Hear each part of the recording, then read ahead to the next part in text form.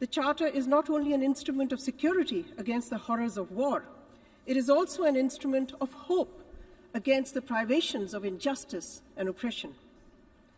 It is obvious that the inalienable right to self-determination continues to be denied to countless millions, including the people of occupied Jammu and Kashmir and the people of Palestine.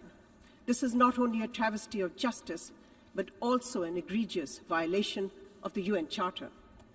2, we are also witnessing a growing tendency by some to erode well-established norms of international law, including respect for sovereignty and the territorial integrity of states and the prohibition of the use of force. 3, in ensuring human dignity through provision of basic economic needs, the right to development provides an essential link between the 3 pillars of the United Nations. 4, Pacific settlement of disputes is not an afterthought to Chapter 7 of the Charter.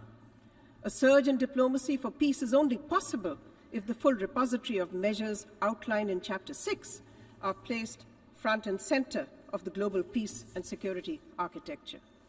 Lastly, if the UN is to remain true to the Charter, it must be fully imbued with the democratic spirit of our times and be representative of the aspirations of all member states, small, medium, and large. In our increasingly interconnected world, international cooperation is imperative, underpinned by the core values of mutual respect and tolerance.